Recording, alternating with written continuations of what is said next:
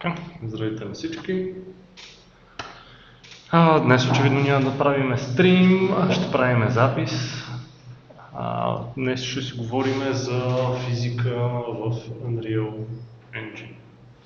В понеделник Сашо и Никола са ви говорили цялостно за физика в Game Engine-ите, как се прави и каква е архитектурата отдолу. Днес ще си говорим как това е имплементирано в Unreal. Така, но преди това рекордваме ли? Рекордваме. Преди това ревю. Какви екстеншени използва Unreal за запазване на ресурси? Така. Следващ въпрос. Какъв клас трябва да наследите, за да можете да се имплементирате custom сеттинги за вашата игра?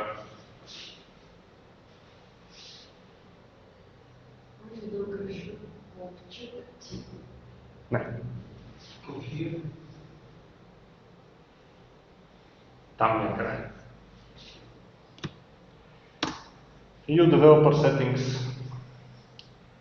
Следващ въпрос. Какво ви трябва, за да сетнете таймер? Като функции, аргументи,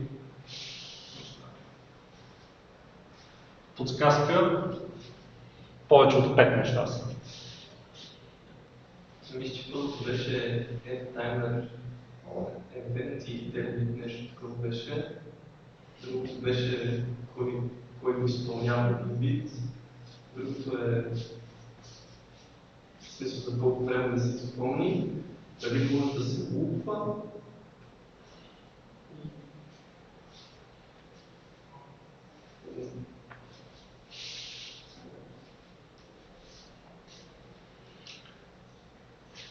Кой отговаря за таймерите? Не знам, че си имаше от World. От World взимаме този, който е отговорник за таймерите. Да. Как се казва той? В името му има таймер. Да.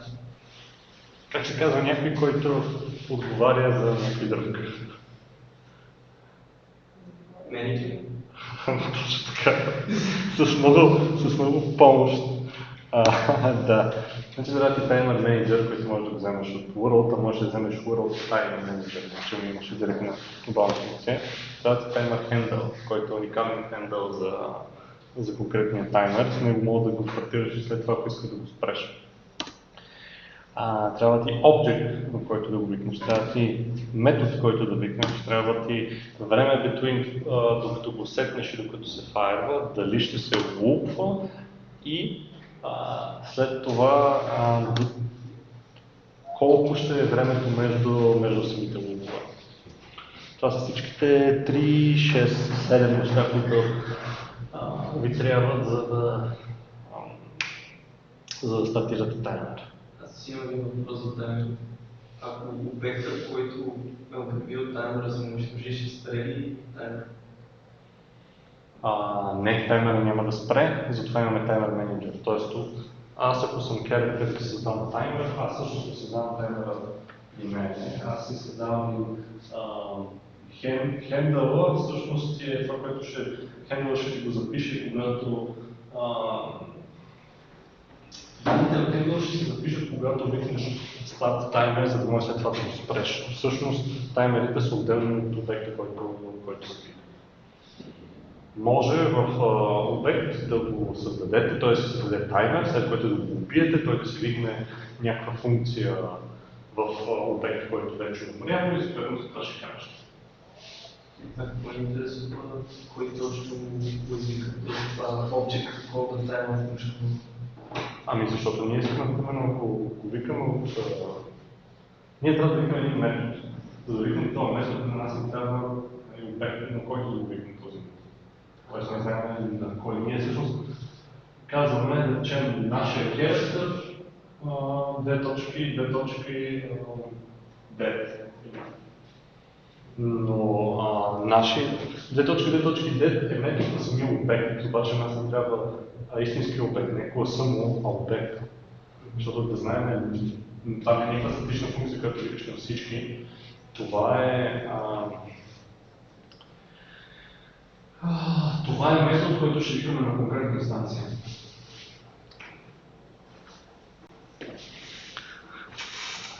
Така. Нещо друго. Исках да кажа. Да, добре, това е за създаването на таймер. Бонус въпрос. Какво ни трябва, за да клирнем таймер, т.е. да го изключим? Е така, само като гледате, знаете, че това ви е сет. Таймер, clear таймер, какво ще му трябва, според вас? Точно така. Трябва ти таймер менеджер, за да знаеш кой отговаря за този менеджер и хендъла реално му е unique identifier, да знаеш кой хендъл. Добре, започваме с физиката.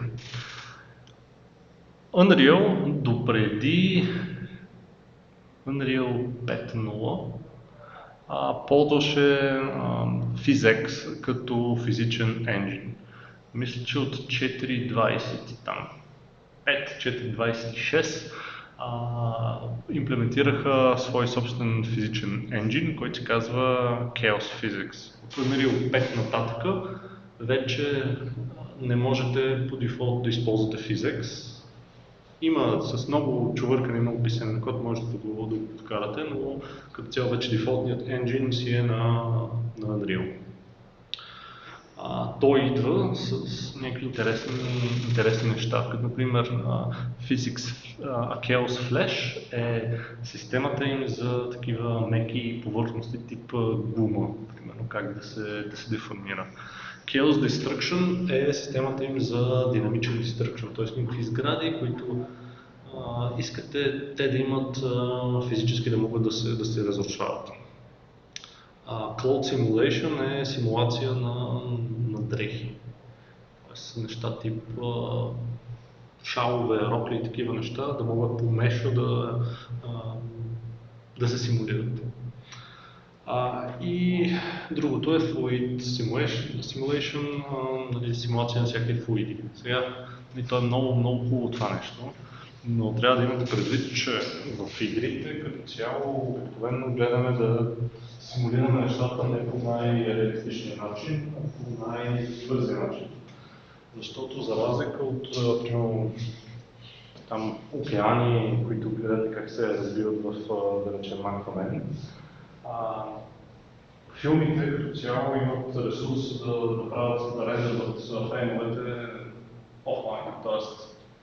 1000 пъти по-мощни машини, колкото искат време, могат да рендерват един фрейм, докато в игрите искаме игрите да работят на дори в PC, там в мозолните игри, пак е някакъв хардвер, който искам това да го рендерваме 60 пъти в секунда.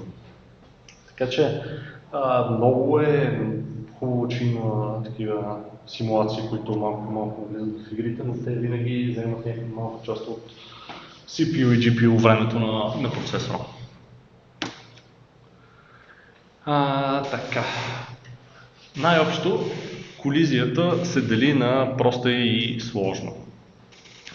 Простата колизия е така, която е с някакви много прости за смятане примитиви от рода на най-ефтиното винаги е сферата, защото просто смяташ дистанс от някаква точка. Много често се ползват Simple Collision за много неща от рода на в 90, може би 95% от игрите, когато имате колизия на герои, тя е просто една капсула около героя. И това работи достатъчно добре.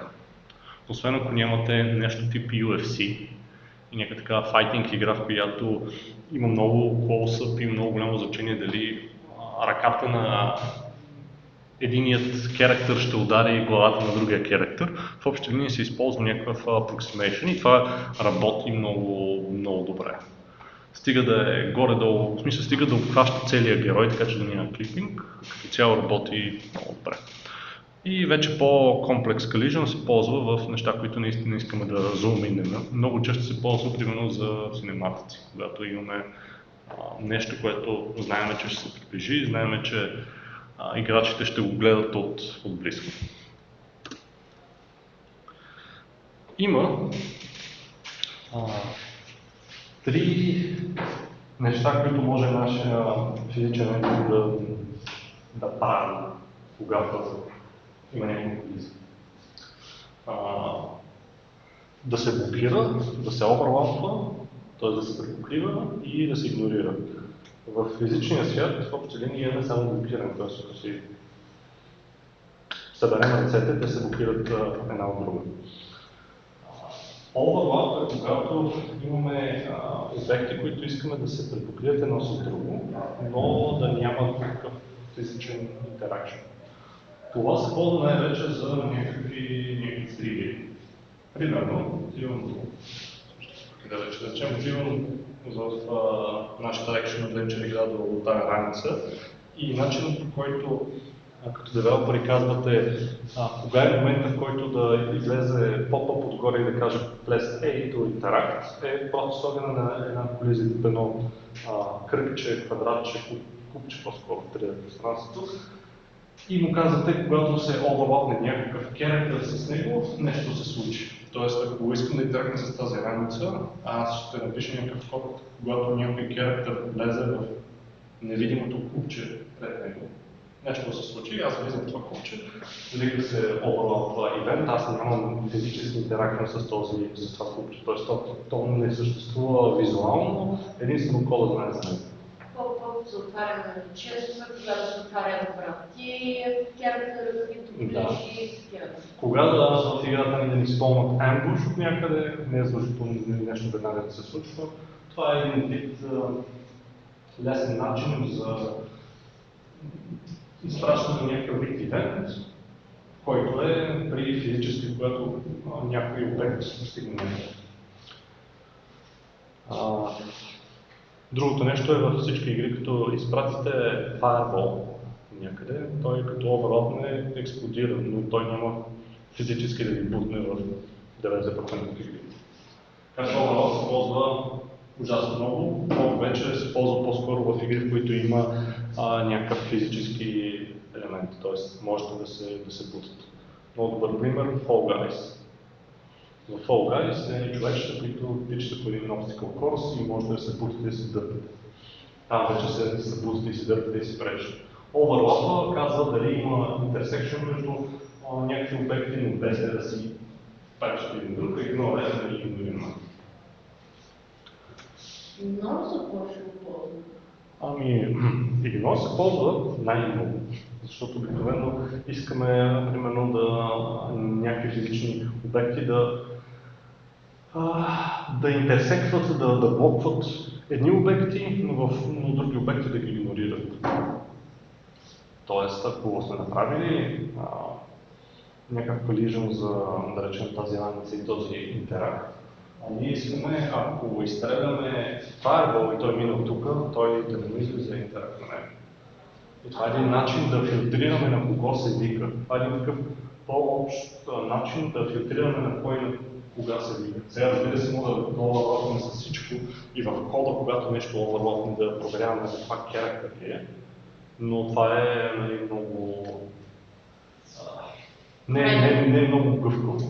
Докато collision response ни позволяват ние да слагаме някакви категории от обекти, с които да нямаме интеракция по някакъв начин. Плюс ако трябва да минаваме всяко едно да го проверяваме, що много време ще загубим. Да. Трябва да се борим за... Така. Така, сега как работи логиката? За две или повече обекта да се блокират, те трябва да са седнати и да се блокират един друг. Ако единият е сетнат да оверлапва, другият е сетнат да блоква, то блока ще се случи, но т.е. оверлапа ще се случи, но не и блок. Т.е. ако имаме два обекта и те са и двата знаят, че искат да се блокират другите, ако се ударят, че се ударят. Ако един от тях е само за overlap, те ще се оверлапнат, т.е. ще се викне overlap евента, но няма да се викне блок евента. Това не е супер интуитивно и ще ви отнеме някакво време, докато почнете да го схващате. Това е линии същества и два пъти. Така, полезни команди, show collision, show start gain дават допълнителна информация. Така, друго много полезно нещо са трейсовете. Трейсовете представляват нещо като overlap, само че не ни трябват обекти, за да ги правим. Трейсовете могат да бъдат най-общо казано line trace и trace by object. Ако ние сме character и искаме да видим пред нас дали има нещо, има някакъв начин да го направим. Първият е пред нас да си сложим един колайдър. Този колайдър да е overlap и когато нещо попадне в него, ние казваме, вземем този on overlap begin, да проверяваме какво се случва. Това обаче ще се случва постоянно, т.е. той постоянно ще ходи пред нас и това постоянно ще прави такива проверки. По-хитрия начин е да използваме трейсове, т.е. да питаме само когато ни интересува. Т.е. ако примерно искаме да направим телепорт, някакъв стил телепорт, който този телепорт обаче е такъв, който не може да минава през стени. Не искаме винаги да сме си сложили пред героя някакъв колайдър, който постоянно да проверява и да казва можем да се телепортираме или не. По-скоро искаме, когато сме решили да се телепортираме, тогава да направим трейс напред, да видим пред нас има ли нещо, което е стена и тогава да решим какво да правим. Тоест вместо на всеки физик стик да проверяваме какво има пред нашия герой, всъщност можем да проверим само в момента, в който ни интересува и трейсовете за това. Най-често ползваме line trace, който е просто линия, които се проверява напред. Другия начин, ако искаме примерно да проверим дали, да речем, нашия телепорт може да се телепортира между два характера, защото той все пак нашия характер не е един пиксел широк и висок, т.е. той взема някакъв обем. Можем да ползваме trace by object type, при което можем да му кажем, примерно, да е трейснем сферичка, така че да се опитаме да го поставим на някакво място, да сложим трейс на където ще падне този телепорт, да проверим дали калайдва с, да речем, някакви други обстикали. И ако не калайдва с нищо, казваме да, окей, там може да се телепортираш. Или както се прави в повечето игри, обикновено телепорта не е просто можеш да се телепортираш някъде, а имаш локация, на която искаш да се телепортираш, ако не успееш, там пробваш на няколко места около него, защото след като играчът е натиснал телепорт на висота, да се телепортира, проверяваш на няколко места с някаква сферичка, дали може да се телепортира, ако може да, ако не му кажеш, не може, нали, примерно не му хабиш кулдаун и така нататък. Така, shape трейсовете са бокс, капсула и сфера. Така, има едно друго интересно нещо, което се нарича трейсове с UV координати. Обикновено, когато получаваме трейс, получаваме информация горе-долу къде се получил трейса, но не ни дава информация за някакво интересно неща, като например къде в нашия герой се е случил трейса.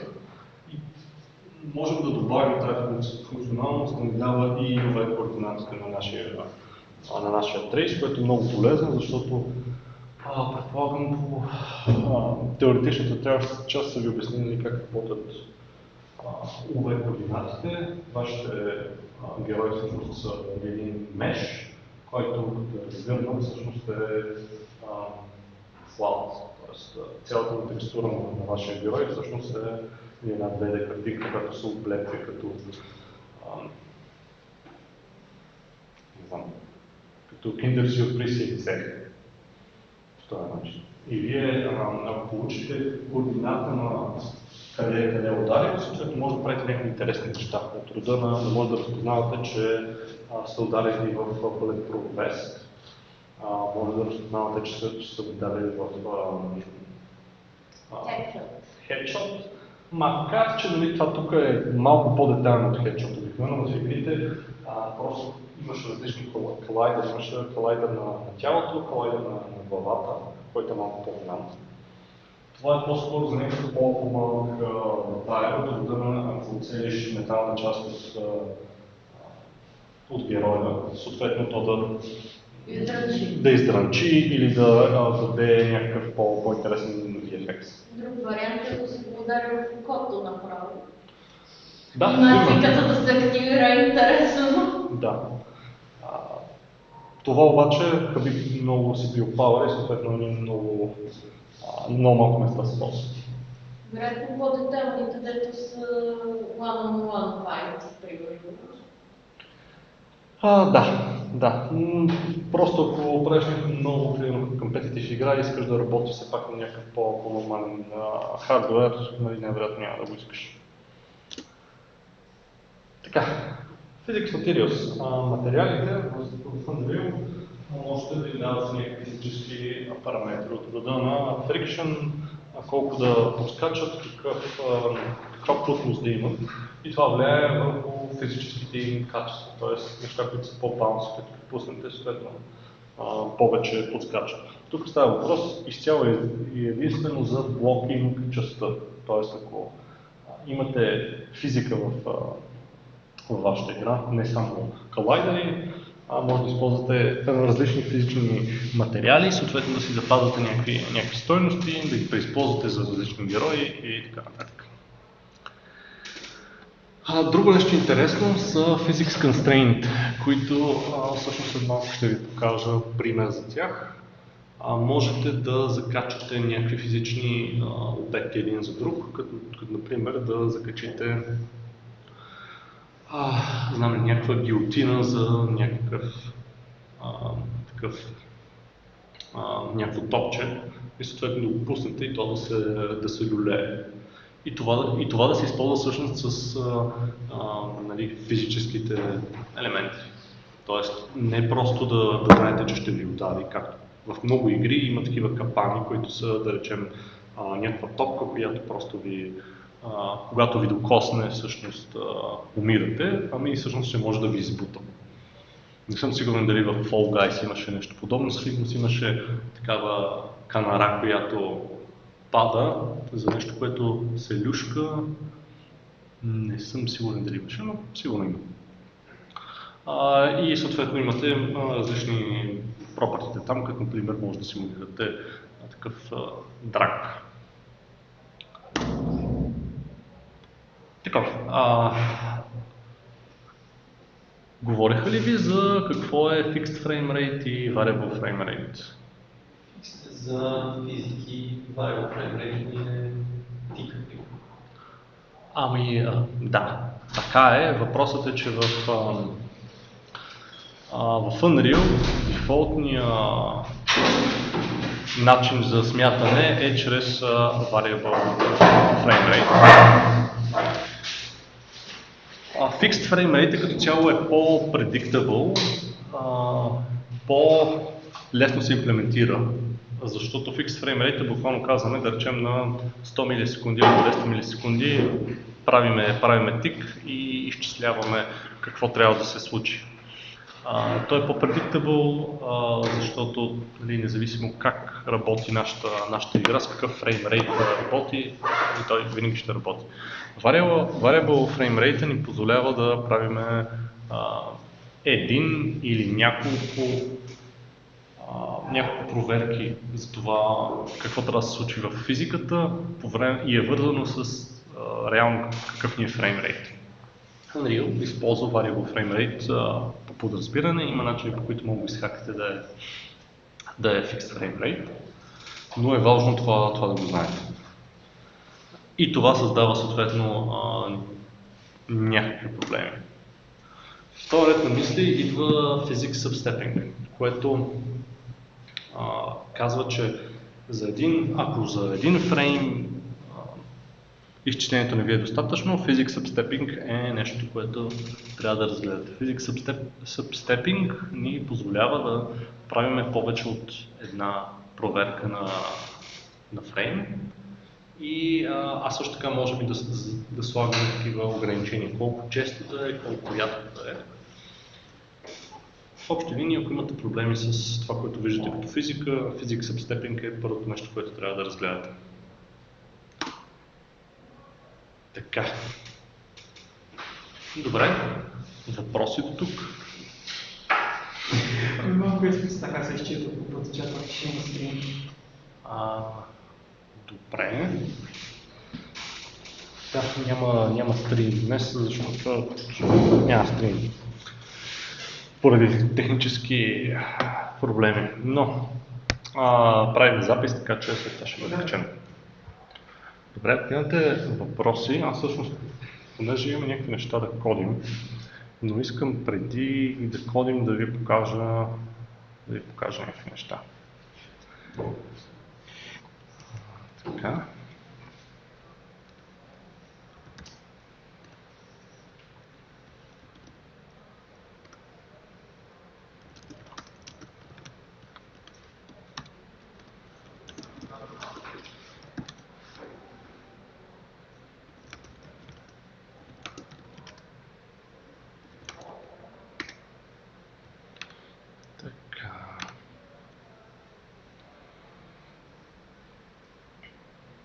Едно от нещата, за които си говорихме, беше как да вържем няколко актера заедно. Тоест те да са вързани по някакъв начин и всъщност, понеже в top-down темплейта имаме няколко купчета, които работят с физика, сега ще ви покажа какво можем да правим там.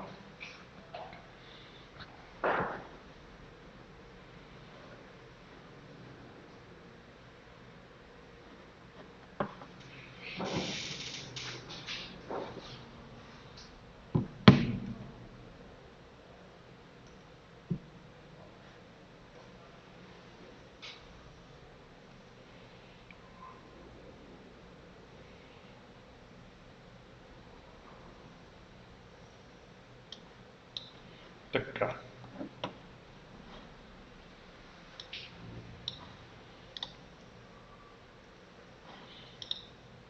Ако се спомняте, тук имахме едни купчета, които ако тръгнем с героя си, ще ги разбутваме. И ние ги мятаме наляво надясно, защото първо се движим с някаква скорост и второ, защото нашия герой е по-тежък от тях. Да видим какво можем да ги правим на тях, какво можем да ги конфигурираме. Ще хванем това, примерно. Към Physics. Масата на това е 35 кг, нека да го направим 100 кг. Да видим какъв ще е резултат.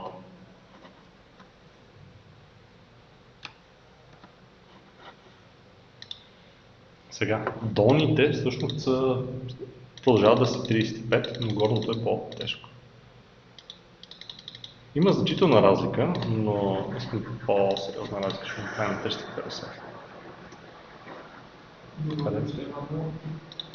Така че да е наистина е 10 пъти разликата. И като виждате, вите фърчат, това е едва го бутона.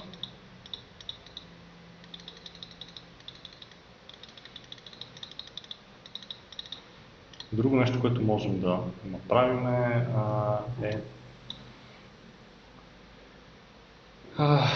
другото нещо, което можем да направим е, нека да си направим един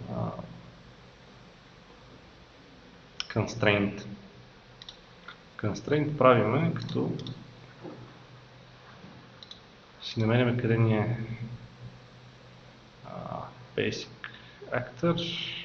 Не, Basic Actor спанало трябва, за да потърся Constraint, Physics Constraint.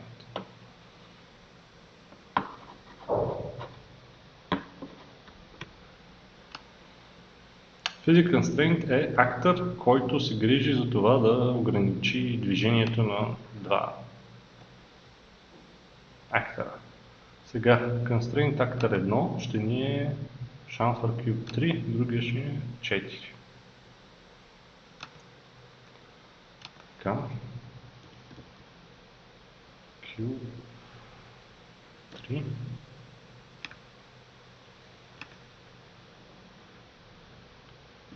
И Cube 4. Можем да им правим constraint спрямо, примерно, някакви кости. Тоест, ако имаме някакъв скелетал меш, можем да кажем всякакви интересни неща от дано да са вързани, обаче да са вързани от някаква кост нататък. Тоест, ако имаме геройче, което ходи, искаме да му сложим тежест на кръка, която да е вързана, можем да кажем ето на този кокъл. Така. Какво ще направим? Да, стига да ползваме физика за мувмента. Това е, интересен начин, по който можем да ги солваме. Един от проблемите... Какво? Специално това не е по-удобно, просто по-малко има директно movement speed. Аз това ще да кажа. Понеже имаме movement speed и в момента героите ни се движат с... анимацията ни е такава предефинирана анимация. И съответно ние ще му вържим нещо за кръка, но то няма да изглежда супер интересно, защото очакваме като нещо ти се влачи за кръка, всъщност да ходиш на една страна като зомби. За да стане това нещо интересно, ни трябва да имаме къстъм анимация или за да е наистина физически accurate, всъщност е най-добре да имаме някаква процедурна анимация, която да знае за този constraint и да взима предвид това нещо, което е нещо изключително сложно и се прави на много малко игри. Просто не може да го след стрия, който следи, ако му да пада от определено отбой да прехвърля анимация. Можем, но това първо няма да е physically accurate, второ трябва много добре да сме си направили анимация, в която да изглежда все едно някой влачи нещо. Ако си представите какво ще стане, ако някой влачи една такава сфера, тя няма да се движи линейно някъде, тя ще подскача, ще удря нещо, т.е. тя няма да е фиксирана точно зад героя, ами ако е и на някаква верига, то тази верига ще се опъва, пък ще се стеснява. Няма да... много трудно можем да направим анимация, която да изглежда реалистично. Така, Show Collision. И като цъкнем Show Collision, виждаме какъв е collision на тези колони. Виждаме какъв ни е collision на нашия герой. Както споменах по време на лекцията, в повечето игри имаме една капсула около героя. И то, ако сега се загледаме, реално не е супер близко героя до самата колона, обаче след като няма интерсекшн, като цяло на играча обикновено му изглежда достатъчно добре. Важното е да не е супер малка, за да може като отидеш до колоната да не интерсекне реално меша на героя. Но така да видим какво сме направили тук. Има невидима връзка между тези две купчета и сега, понеже нищо не виждаме, трябва да го пуснем наново. Може би трябва да ги бутна от другата страна просто. Единият е по-тежък, другият е по-лек. Както виждате, все едно има някакъв пластик между тях. Най-добре е, ако си имаме реално някакъв начин да го визуализираме това нещо. Добре, това е от лекцията. Правиме 15-минутна почивка и след което продължаваме с код, интерсекшени и други неща.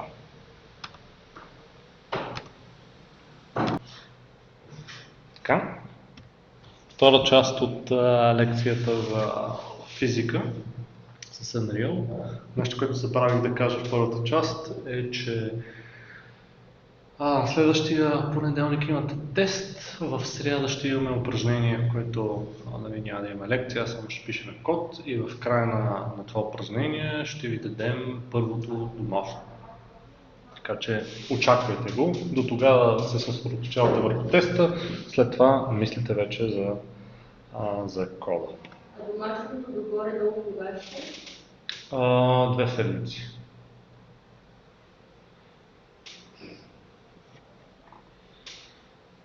Сравнително малко е като код, така че напълно е достатъчно за да го направите. Малко като код за този, който се сети за краткото решение. Моля? Малко е като код за този, който се сети за краткото решение. То няма да има кратко решение, няма много начини, по които може да го направите, така че горе-долу има едно решение на тези домашни. Така, припомням какъв код имахме тук, за да има контекст защо го променим. Така, първо започнахме и си направихме едни тригери. Направихме си базов тригер, който в тика му проверяваше дали някой има близо до него. Казахме, че това не е хубаво, защото тика е различен на всеки плеер, т.е. някой, който играе на 120 FPS, прямо някой, който играе на 30 FPS, тика ще се върне на по-различен начин, т.е. този, който е 120 FPS, ще му се дихне тик повече пъти. Това не е надежно, за да изчисляваме някаква геймплей логика. Затова направихме една идея по-хитро, което е да ползваме един къстъм тик, къстъм таймер, на който, в случая сме му казали, мисля, че на 1 секунда да смята нещо. Това вече е смислено. Но това, което правим вътре в този тик, не е готино. И това е да смятаме какъв е дистанса между нашият герой и нашият тригер. То не е готино, защото ако искаме това да работи за повече от един герой, то просто няма да работи. Смисленият начин, по който да го направим това, е чрез физика и най-вече чрез overlap. Само да покажа какво се случва. Пускаме играта, отиваме до това ни е damage тригера, отиваме до него и почва да ни тече демиджа, като се отдалечим, спира да ни прави демидж. Това нещо по никакъв начин няма да работи, ако имаме повече от един герой. Защото ако си спомните в кода, ние имаме нещо, което наричаме target, което на геймплей казваме, вземем всички, които са top-down ARPG character и да, вземем и първия, буквално. Така че ако някой друг е на такова разстояние, ние на къстъм тик, другото нещо ще го проверяваме на тик. Но ако някой влезе в този рейндж, то нищо няма да се случи. Сега, това, което искам да направим е да си направим една сфера около този тригер. Т.е. да пренапишеме този код, обаче по начин, по който физичната система ще отговаря за интерсекшн, а не ние ръчно да правим такива неща и съответно да използваме всичко от библиотеката, която ни позволява физиката, а съответно за да го направим и да работи с повече характери. Така.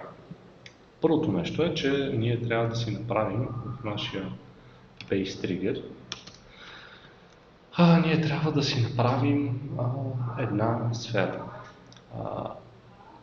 За да си направим сфера, всъщност трябва някъде да си я декларираме. USphere component sphere component. Така, ще трябва да си инклюднем нашия USphere component, но понеже USphere component наследява component и съответно наследява UObject, трябва ни UProperty, за да може Reflection да знае за него в някакъв момент да не се окаже, че този pointer сочи към нищото.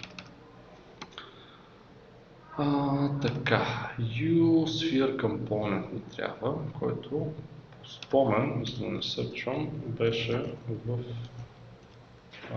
components sphere component.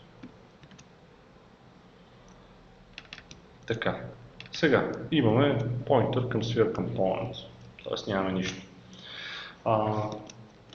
Как да се създадем един компонент? Съответно в конструктора викаме create default subobject. Казваме му какъв uSphere component. Така. И сега трябва да му кажем как се казва. Трябва да правим един текст, който да ни казва как се казва. Мисля, че в някои от нашите тригери беше сфера, може би damage, затова ще го кръстим. Това не е sphere component, ами collision sphere component. Така, което ме навежда на мисълта, че ние тук трябва да го кажем, че то е edit defaults only. На всички компоненти да искаме да сложим reflection? На всички поинтери искаме reflection.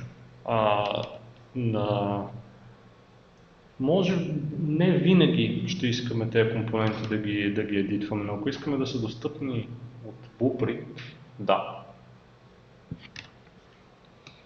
Като аз слагам edit defaults only, защото не искам тези компоненти да могат да бъдат едитвани, примерно in-game, да им се сменят някакви пропълнати. Искам в едитора, като си направя друг наследник в Blueprint, да мога да ги променям тези неща, но не и някакви неща in-game да се променят. Така, имаме Sphere Component, създали сме. Това трябва да го настроим. Sphere Component трябва първо да му кажем set collision response to all channels. Това е той как да респондва към всички канали, които има, включително visibility, dynamic и така нататък. Collision response overlap. Тоест, нека да overlapваме всичко. Това не е най-детайлното нещо, което можем да направим. Например, можем да си го направим само за полове, но за демото това е достатъчно добро. Другото нещо е, че нашия компонент, той трябва в иерархията на компонентите, защото тук ако се върнем, ще видите, че нашите компоненти всъщност имат някаква иерархия. Ето тук имаме default scene component и наследника му е cube. Има някаква структура. За да го добавим към тази структура, трябва да му кажем setup attachment. Setup attachment и по дефолт може да използваме root component. Т.е. този компонент да се закачи setup attachment. Да се закачи към root component. Така, какво направихме до тук? Ми създадохме си един дефолтна сферичка. Защо го правим това нещо? Ами за да можем след това да си кажем sphere component и on component. Тук може да видите, че можете да се закачате за страшно много делегати. Когато се креейтне, когато се слипне, wakeне и така нататък. На нас ще ни трябва два. On begin overlap и on end overlap. Тоест ние искаме да си направим една сферичка, която като някой влезе и като някой излезе да получим notification за това нещо. На on begin overlap искаме, какво беше, add unique dynamic, за да е само един този overlap. This и как ще ми се казва base trigger on begin overlap. Все още го нямаме, но ще си го създадем с едно. Така, сега същото нещо искаме и on end overlap.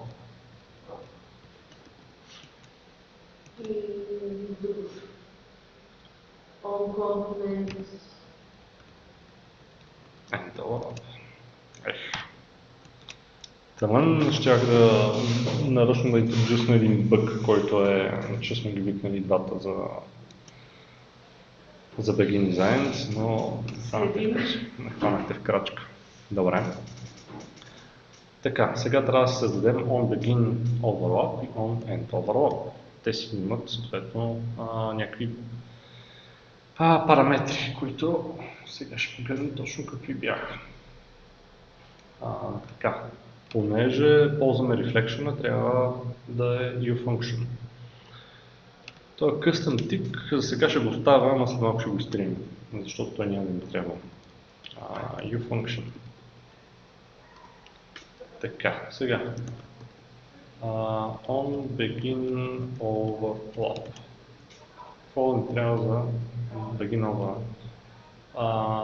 Primitive Component Overlapped Component. Тоест, кой компонент се оверлапва?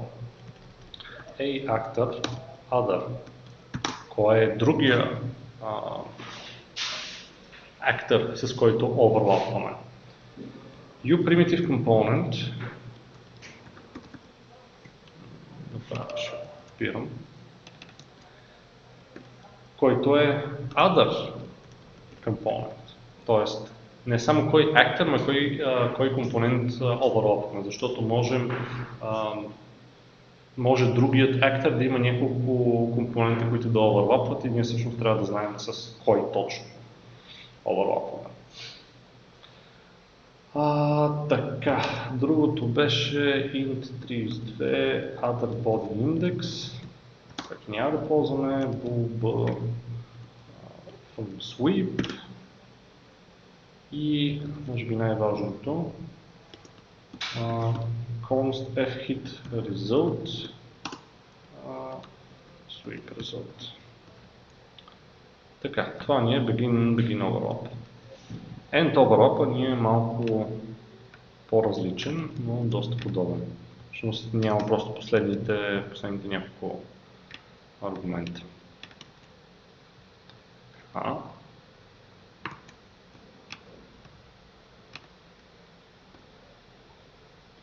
Между съм виждал, че някакви хора след uFunction вкарват табулация след сузафуницата. Има ли по-правилно? By default има табулация след uFunction. Няма много... Първото няма значение, важното е да е консистентно. На повечето места повечето хора го оставят, защото by default е така. На повечето места в Unreal си е uFunction, след което долу си е на същия ред. Аз предпочитам така да го оставям, но както и да го направите, стига да е консистентно във вашия код. Е абсолютно файн. Така, сега, нека да си ги имплементираме. Begin overlap и end overlap.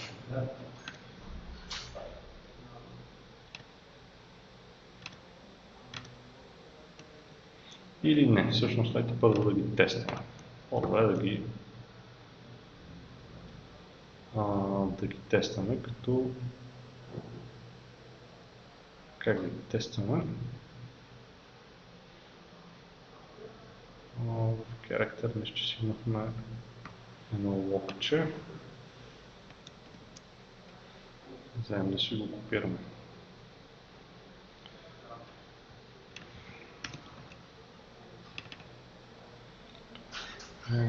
Всъщност overlap begin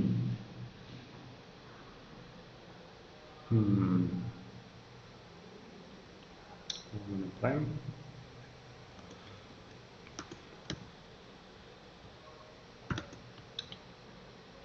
other get name и other components. Той има get name. Тест. Така ще направим. Така че като влезнем тук,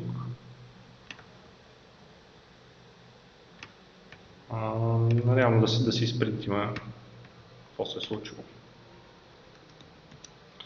Така, тук това нещо се сърди, може би, защото не съм инклуднал. Може би, защото не съм инклуднал header.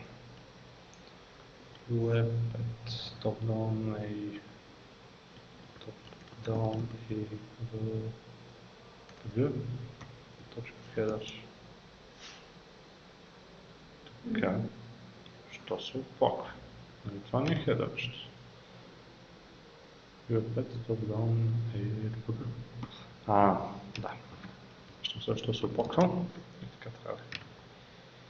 В характера. Така си го бяхме инклуднали. Да. Добре, окей. Ами дайте да видим какво ще се случи. Идем тук. Компилираме. Това, което сме направили, е, че сме сложили един нов компонент, който е сферичка, който има някакъв размер. Който е сферичка, който има някакъв размер и когато някой влезе и излезе от него, ние трябва да видим кой актър е. Обаче да видим какво сме сбъркали.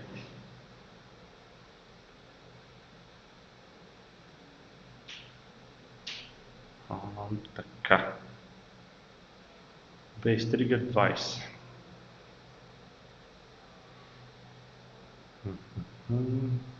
Не тук.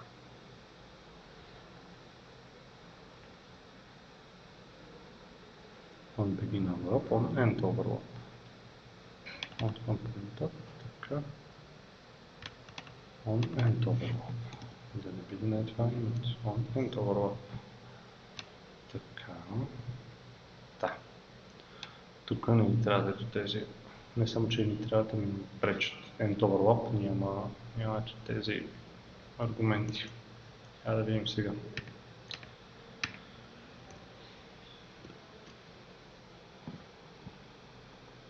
Не, всъщност бъркам. Чакай. Има да ходи индекс. Сейф. Ами си като казвам нещо, Моля? на промени хедера на тази, не трябва да промени. Не да май. Да, трябва. Абсолютно си прав.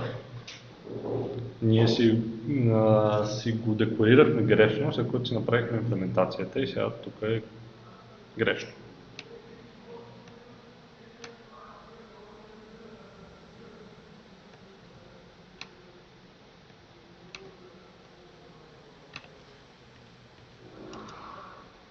Нали, показвам грешно. Не се е компилирало. И сега въпросът е дали сега ще се компилира.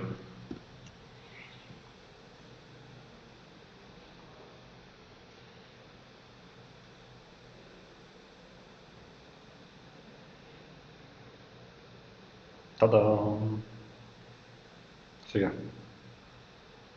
То сферата да бие с цялата компонента няма ли се тя Сега. Може би сме го щупили това нещо. Дайте да рестартираме. Както неведнъж съм казал, лайв кодинга е нещо чудесно, но понякога, когато имате някакви обекти, които са в сцената, може и да ги щупите. Не е перфектно.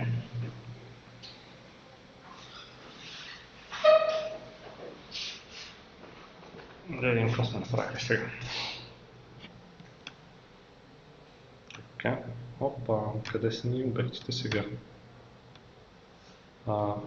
Ето ни обектите сега. Рефрешнали са се и са отишли от 0.0.0. Добре, поне са тук. Така. То позицията им е полинка ли се чупи? Най-вече заради live кодинга, но и заради това, че пускаме live кодинг докато имаме активен прозорец, той трябва да замени всички тия левели, съответно да им викне и конструкторите и там някъде се бърка. Тоест трябва да рънем студиото и после да го детачнем и тогава да пускаме Не, това дали ти е детачното студиото, не мисля, че има значение. Просто когато променяш actual обекти, които ги има на екрана, понякога се случват такива неща. Така, добре. Сега, дайте да видим какво се случи. Имаме Damage Trigger. Отваряме го и виждаме, че тук има вече нещо, което наричаме Sphere Component. Само че този Sphere Component, той е там, но не се вижда. И не се вижда, защото Sphere радиуса му е 32. Дайте да го направим на 150. Това вече е друг гер. Също така имайте предвид, че ние нали, тук написахме On-Begin Overlap, но ние всъщност ето тук, ако искаме в Blueprint да правим подобни неща, можем и тук да го имплементираме. Ако искате да тествате нещо, това е много готин начин, защото е вместо да пишете целият този код и да знаете какви точно аргументи има. Ако искате да тествате нещо бързо, тук цъкате плюсчето, то ще ви излезе ивента и можете да си напишете някакъв код. Не е sustainable, но е много бързо. Така, 150 юнита ни е този, ето вижда се даже. Windscreen ще го направим на 150, даже ние го гледаме. Така. Сега, ние продължаваме да си разчитаме на нашия стар код за damage. Но имаме и нов код, който е тук On-Begin Overlap. Като нашия range може би се различава и затова не ни е тръгнало да ни прави damage. Така, On-Begin Overlap и On Overlap Begin. Два пъти Overlap Begin. Сега подозирам, че това е просто проблем на локчето. Тук Overlap трябва да е. Но имаме тези два ивента, т.е. имаме когато влезнем и когато излезнем. Съответно това ни е едно по-абстрактен клас Base Trigger, който ни казва кога някой е влезнал или е излезнал от нашия тригер. И за това ще разкараме тук цялата работа с къстъм тиковете. Всъщност може би ще трябва да го преместим просто. Защото пак ще ни трябва custom tick, за да направим нашия damage, да направи damage over time, а не да е само на влизане и на излизане. Така, тук custom tick не ни трябва. Имаме action, който ни е virtual. Но на нас вече ни трябва нещо малко по-различно, което ще го наречем Action Start и Action End.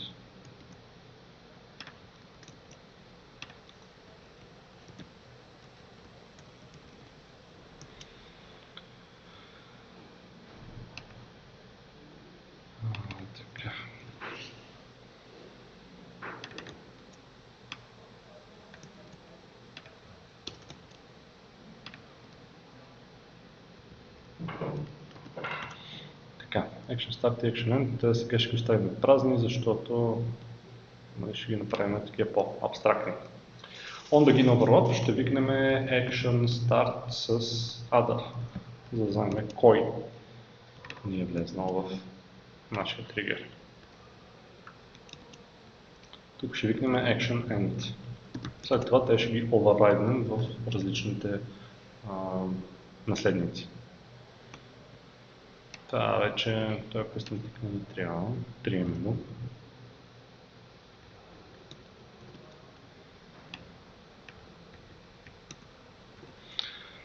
Така, On-Begin Overlap викаме Action Start, On End Overlap викаме Action End. Така, тук имаме някакви таргети. Някакви работи. Тя неща не ни трябват. Вече не се интересуваме. Target, range, вече няма значение за нас. Така, сега, какво трябва да направим? Първо, нека по-лесното да направим WinTrigger. WinTrigger има Action, но това вече се казва Action Start.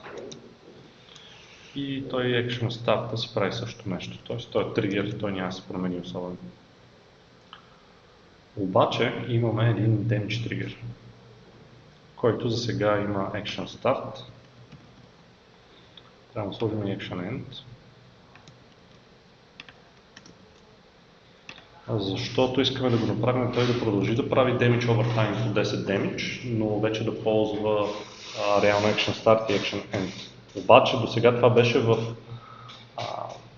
таймера, който е в Base Trigger. Сега това нещо ще го преместим тук, защото вече само той има значение. Всъщност той преди това нямаше значение, нали, WinTrigger по никакъв начин не се интересуваше от този таймер. Той се случва веднъж, оверлапва се и WinTrigger ни казва, че сме победили. А както предполагам знаете, всеки наследник той съдържа целият код, целият стейт, който съдържа неговия таймер. Тоест в нашия случай WinTrigger съдържаше един код, който той никога не използваше, което е антипатърн. Така, сега какво имаме? Имаме... Всъщност, защо не го пуснем този код? Да видим какво имаме. Махнали сме нашите тригери. Сега тук викаме някакъв тригер, дайте да го коментарим това нещо. Но вече нямаме тригери, вече имаме когато on begin overlap ще ни се викне това, което трябва. И в win той ще ни викне win, а в damage тригера какво ще ни викне? Action start. Ще направи damage на този, който е влезнал. Action не би трябвало да направи нищо. Така, дайте да видим какво сме направили сега. Няма да е DPS, нали? Сега няма да е DPS, да. Точно това искам да покажа. Нямаме никакъв таймер, съответно познайте какво ще се случи. Ще да грешка. Това е low blow. Ще даде грешка. Не даде грешка. Грешен отговор. Добре, преди да пусна, предположете какво ще се случи. Всеки време ще му тъй Добре. Той си облапа. Добре. Като влезеш ще да бие демидж, излезе и да точно Да, аз така съм се искам да държа за оверлапа и после да излезе тогава пак се влезе. Чакай, тук са три предложения. Всеки фрейм на влизане и на излизане, само на влизане. Не, само на влизане. Само на влизане. Като влизаме, прави демидж. Влизаме, не прави демидж, пак влизнем, прави демидж. Да, Добре, имаме две еднакви мнения за всеки път, като влиза ще прави демидж и на всеки фрейм ще прави демидж. Нека да видим какво ще се случи. Така. Демидж. End overlap. И пак демидж. Тоест ние викаме в момента Action Start, което тейква damage всеки път, когато се викне Overlap. Това, което трябва да направим сега е този Damage Trigger да го направим той да си знае, да си направи един такъв Damage Tick, така че всеки път да вика Take Damage, когато трябва и когато излезе, съответно да спре да го вика този Damage. Нарочно си запазих тук някакви неща. Примерно Custom Tick Rate. Аз си го взимам директно, отивам в Damage Trigger и до Damage казвам Damage Tick Rate. В Base Trigger, какво друго сме си оставили, имаме ли нещо друго? Не, няма нещо друго. Имаме този код, който искам да си го взема. Тук, това е Begin Place на Go, няма нищо при него. Така, отиваме сега в Damage Trigger. на Action Start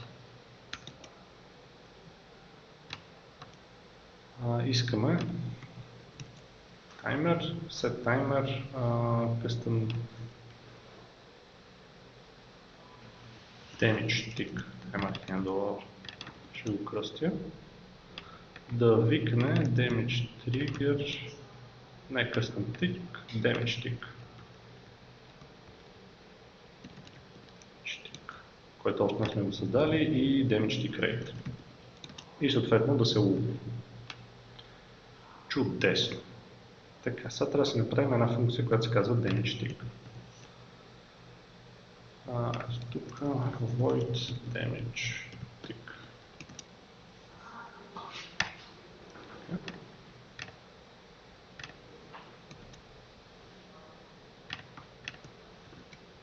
Сега в damage tick аз искам да си изместя това. Сега, аз нямам actor in range тук. След като нямам actor in range, ще си направя target, както преди.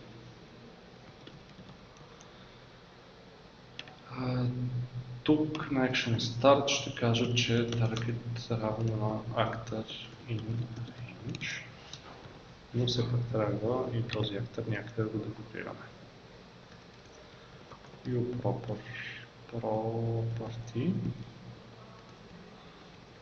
A actor target, така го нарекваме. Сега вече имаме си target и така викаме damage tick и на този damage tick правим damage. Добре. До тук добре. Какво ще прави този код? И като гледаме, след да няма сметна Защото, ама то като излезем, няма да се ресетне таргета, т.е. то няма да знае как се прави. Даже и термина се не spraви. В този ред на мисли, добре, малък фикс тук, по принцип аз така съм застъпник на defensive програминга, т.е. винаги си проверяваме дали са ли валидни обектите, защото това спестява много проблеми след това. Ако таргетът ти не е валиден, имаш no pointer exception и играта краш, което е проблем. Така, сега какво ще се случи? Мисля вече, да, всъщност. Таргет равно на патър. Вече нямаме таргет.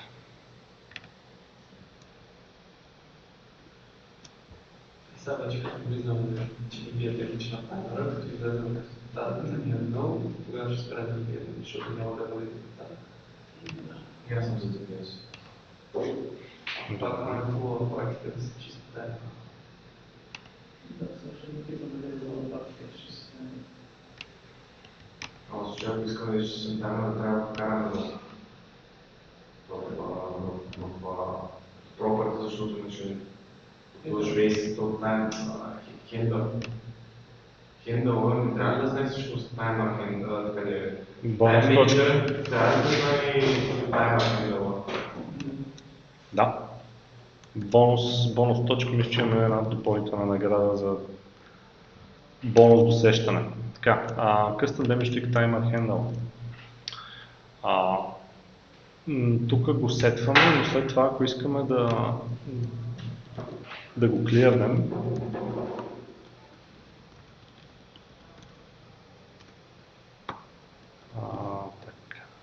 clear timer, на нас не трябва този timer handle. Тоест ние тук да го сетнем на set timer, след което да го клирнем. Сега това ще прави абсолютно същото нещо като код. С тази разлика обаче, че няма да има един таймер да си виси там, защото сега, нали, това изглежда като да прави едно и също нещо, но с тази разлика, че ако Ако си оставяме така таймери, може да веднъж да минем през тях и те да се активират и след това да имаме една купчина таймери, които там да си седат. По същия начин, нали, това е добра практика, както по същия начин е добра практика да си чистим паметта. Ако имаме безкрайно много памет, нали, не е нужно да чистиме нищо, ама в реалния свят не стоят точно така нещата. Така че добра практика всички ресурси, които си заделяме, всъщност след това да си ги освобождаваме. Така, добре. Това са basic нещата за overall. Искам още нещо да ви покажа, което е за трейсване. Как ще ви го покажа обаче? Отново антипатърн. Ще ползвам, ще го викам в Tick. Така. Get world. Line trace. Какво да ползваме? Single by channel. By the way, това е на друг. Миналия път dead handle, че съм ли си го dead?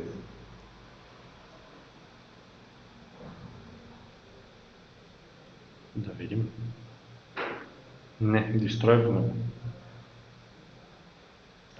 Няма dead handle, който е таймер с handle за... Не го. Fair point.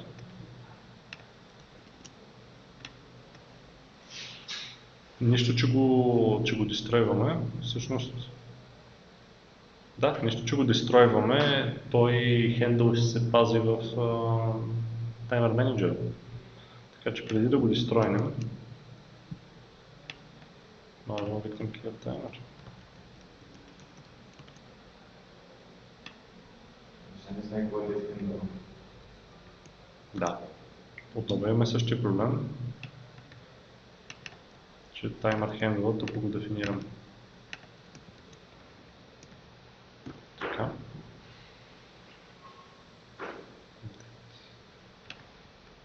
Ето тук ще сложим това.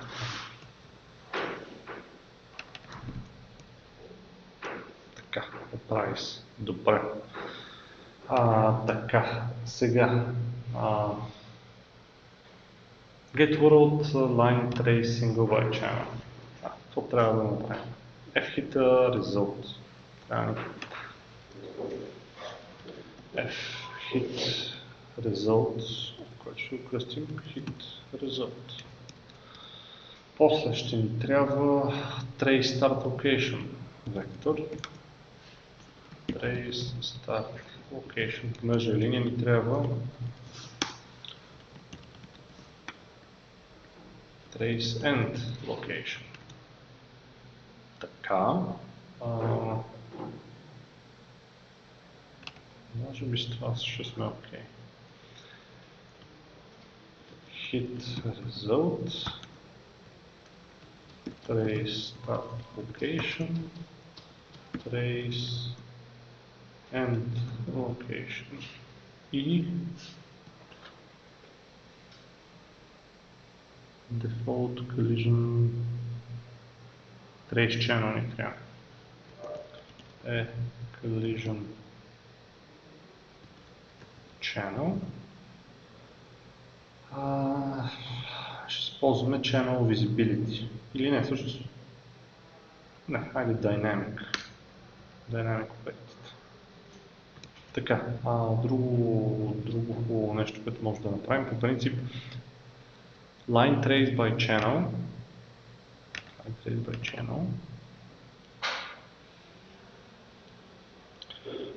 Връща bool, т.е. той ни казва дали е хитнал нещо или не.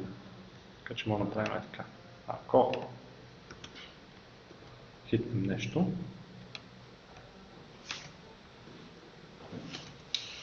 реално да си напишем нещо.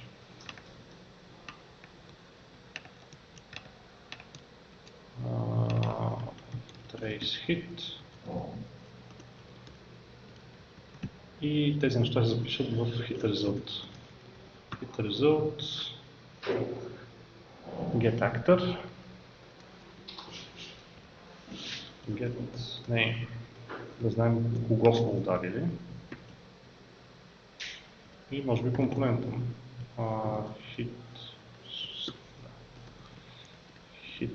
result. Можем директно да стъпим компонента или getter. Ще вземем getter. Get name.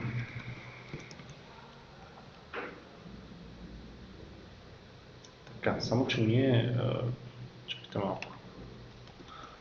Ние трябва все пак да кажем какво е end и кое е start location. Start location ще е get actor location. Къде се намираме ние. А end ще е get actor location плюс get actor forward vector. Т.е. къде му е напред на него, примерно 300, т.е. 300 юнита напред. Така.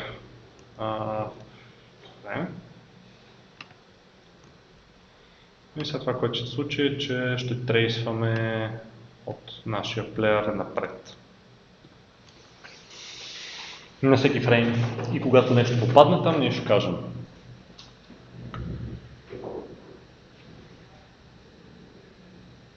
Сега. Има нещо друго, което трябва да аджъстваме.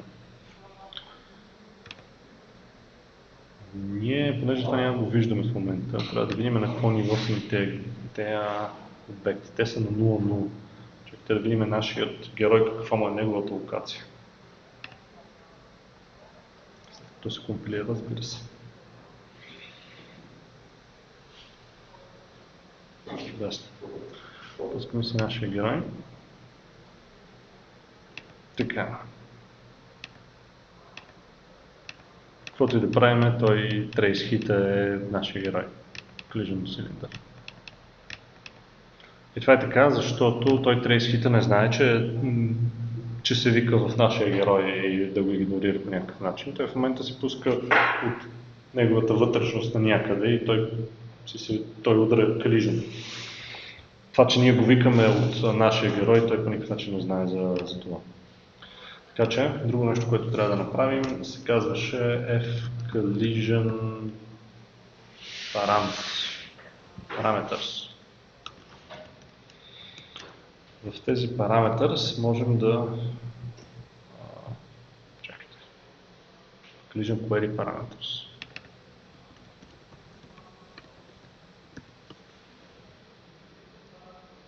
Query Parameters. В тези Query Parameters можем да добавим ignore. Ignored actors. Сега като викаме line trace, освен всичко друго, ще викаме и тези параметри. By default вика с default params. Сега вече, като викаме този line trace, игнорираме нашия actor. Тоест вече гледаме пак отвътре за себе си към 300 юнита напред, то вече игнорираме нашия герой. Това вече може да ни даде някакви малко по-смислени резултати. Дава ни някакви резултати. Вече не хитваме себе си. Чакайте да видим дали ще ударим тук. Да, Static Mesh Actor. 60. Тук е 40. Вижте, че важно е на къде гледа герой, защото гледаме неговия forward vector. Сега. Даже не знам колко е висок нашия герой, дали ще изобщо засече. Не го засича този. Да, това ме притеснява и мен. Чакайте да погледна нашия character. Векторите от Local Space не му измут? Не, той винаги е Global Space, къде се намира този actor в момента. Ние буквално това питаме. Get actor location е World Space location. 98. Това вече е Local Space. Forward vector е на къде гледа нашия герой в World Space. Да, това го взема от Global Space, което ме е. Взимаме го от неговия... Не, то е Direction. Той е World Space, но е Direction. Тоест ние казваме, ние всъщност сметката ни е... Само да видя къде беше. Ние взимаме... Вектора ни е actor location в global space, да. Get actor location в global space, плюс actor forward location, който е само directional, на къде сочи, в случай напред, по 300 юнита, т.е. там. Тоест тук ни е началото, нали, по-тук и 300 юнита напред. Според мен тук това не го засича, защото нашия герой е на 90 90 юнита на височина. Ако се дигне, да. Да, вече ни казва. Съответно, това ако мръднеме, всъщност да, няма се видиш какво. Тоест форварда излиза от често едно. Не. Форварда е directional вектор. Да, обаче... Той е directional, т.е. той е посока. Той е посока, да. Този вектор, той дефинира посока, той им дефинира място. Ние затова ни трябва два вектора, за да намерим този трети вектор, end location. Forward вектора, той е directional вектор. Да. Той ни показва в 3D World Space на къде гледа той. И за да му намерим end location, т.е. на къде гледа нашия герой, казваме actor location, да речем, че се намира на 100,0,0, има някакъв forward вектор и него го умножаваме по 300 юнита и това ни казва къде точно се намира. Forward вектор е нормализиран. Да. Даже мисля, че си го пише в... Сега ще го покажа. Пише ли си го в... Затова добавяме много качеството на играч, да е предно.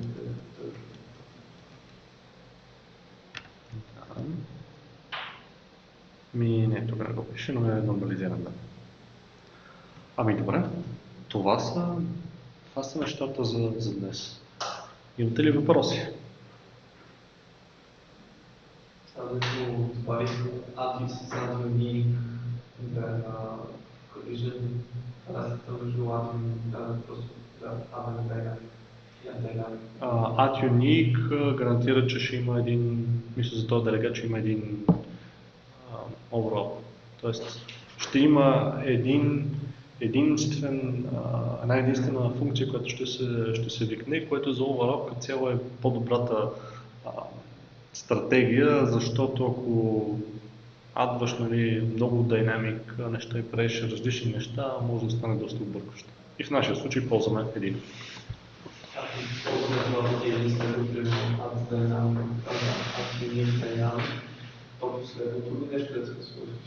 Да. Като сет. Може да направим дефолтното създаване на сферата? Дефолтното създаване на сферата. На сферата на да. Така, ето. Това е създаването.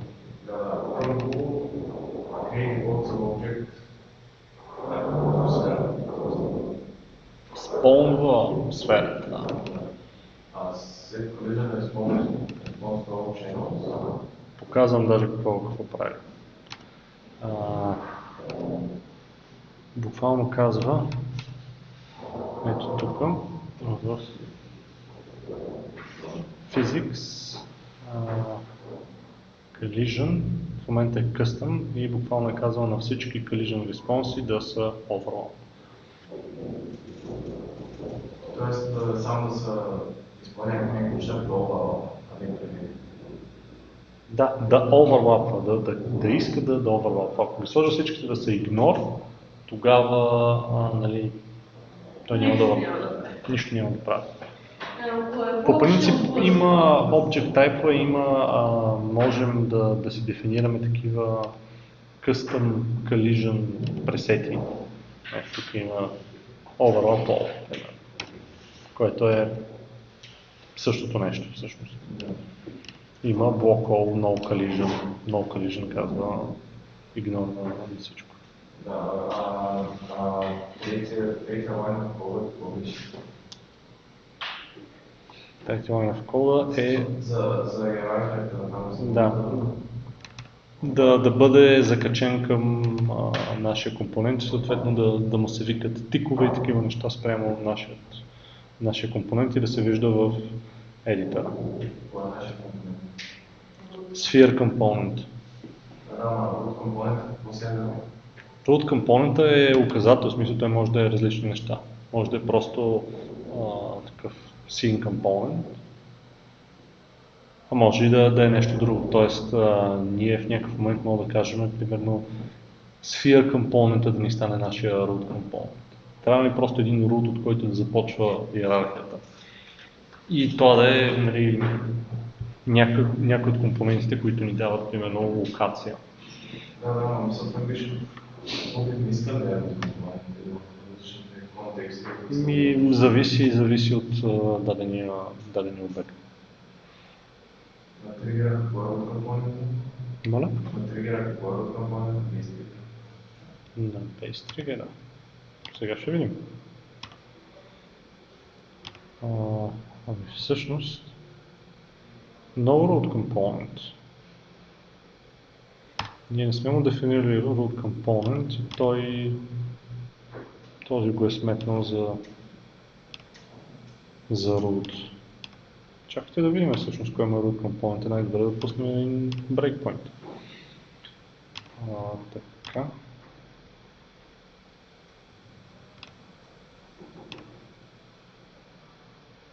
No пътъра.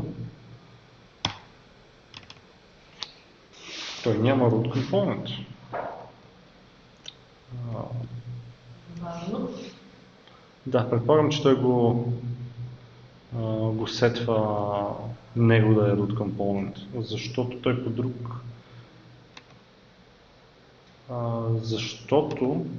Чакайте да видим тук. Невероятно той го сетва той да е root component.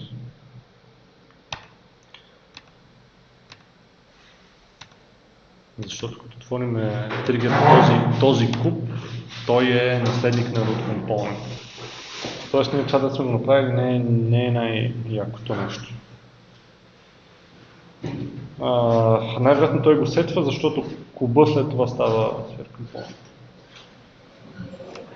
component. Куба става child в иерархията на sphere component. Да, пък всъщност какво отношение, като може да ги държа нещата. Това е collision. Не разбрах въпроса. Какво смисъл като атачване всъщност какво правим? Подобно на едно атачваме актери, т.е. те се наследяват трансформ. И съответно можем нали, да си атачваме ето. Например. Имаме купче, той има някакъв трансформ. Адваме компонент, още едно купче. Това купче ще го местим. Така, то наследява другото купче. Съответно, като почнем да го местим това нагоре, те вече са вързани. Защото си наследяват трансформа. Тоест едно ги байнваме. Все едно ги байнваме, да. Това е много полезно, като си правим всъщност най-добрият пример, който мога да покажа е character, в който примерно си байнваме, обикновено колизията е важното нещо и след това имаме mesh. И меша ни, примерно тук е минус 88, т.е. това е малко по-нагоре, отколкото е целият character. Имаме камера boom, към който закачаме самата камера. Да е далече от камерата. Най-малкото, ако променим нещо, няма изведнъж да ни се разхвилят навсякъде купчетата. Да, защото има иерархия. Да, т.е. съвсем като правим в момента, те като и да трансформираме характера, те се остават паркът за това нещо седно. Да, защото наследяват трансформа. Но можем, нали, понеже има трансформ компонент, можем да си справим някакви неща, т.е. да има нали, различни компоненти, които са на различно място спрямо. Тоест, по същата логика, когато местим букчето, реално погледнато, на който да е логиките, като местим, трябва тези компоненти, които направихме за collision, те са местят с него. Да. Ние местиме реално root компонента и с него цялата иерархия се мести. Да. Не, пилите се разпадат. Да.